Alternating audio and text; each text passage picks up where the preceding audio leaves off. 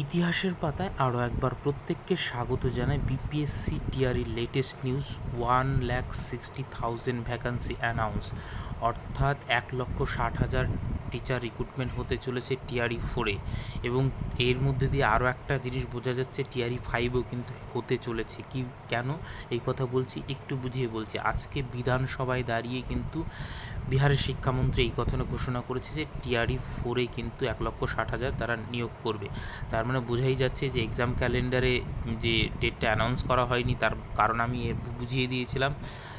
বিপিএসসির চেয়ারম্যানও সেই কথাই বলেছে, তোমরা গিয়ে ভিডিওটা দেখে নিতে পারো। যারা বলছিল টিআরই 4 হবে না, টিআরই 4 কিন্তু এবছরই হবে এবং নিয়োগও কিন্তু এই বছরের শেষে বা জানুয়ারি 25 জানুয়ারির মধ্যে কমপ্লিট হবে এবং তারপরে কিন্তু টিআরই 5 আসবে। কারণ দেখো, এর আগে এডুকেশন ডিপার্টমেন্টে 2,17,000 ভ্যাকান্সি ছিল বলে অ্যানাউন্স করা হয়েছিল। তার মধ্যে টিআরই 4-এ 1,60,000 নেওয়া হবে এবং বাকিটা কিন্তু টিআরই 5-এর জন্য রাখা হচ্ছে।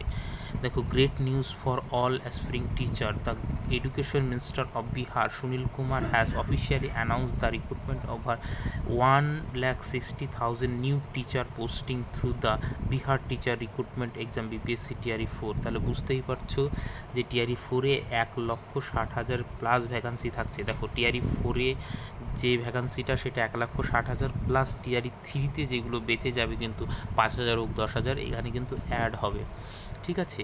এবং 2,17,000 টিচার নিয়োগ করার কথা, সেইটা কিন্তু টিআরই 5-এর মধ্য দিয়ে কমপ্লিট হবে, অর্থাৎ টিআরই 4-এর পরেও টিআরই 5-ও হবে, এইটুকু নিশ্চিত, ঠিক আছে। তো যে কোনো ফার্দার আপডেটের জন্য আমাদের যে হোয়াটসঅ্যাপ গ্রুপ আছে সেখানে যুক্ত হতে পারো বা আমাদের টেলিগ্রাম গ্রুপে যুক্ত হতে পারো, আমি লিঙ্কটা নিচে দিয়ে দিচ্ছি। তো যারা টিআরই 4-এর জন্য প্রস্তুতি নিচ্ছিলে ধারাবাহিকভাবে প্রস্তুতি নিতে থাকো এবং আমি যে ইউটিউবে ক্লাসগুলো করাচ্ছি সেগুলো দেখো, কিছুটা নিশ্চয়ই হেল্প হবে। এবং যদি কোনো সমস্যা হয় নিশ্চয়ই কমেন্ট করে জানাও, প্রশ্ন করো। কোনো যদি সমস্যা থাকে বা প্রশ্ন থাকে নিশ্চয়ই আমি উত্তর দেওয়ার চেষ্টা করব। আপাতত সকলকে অসংখ্য ধন্যবাদ।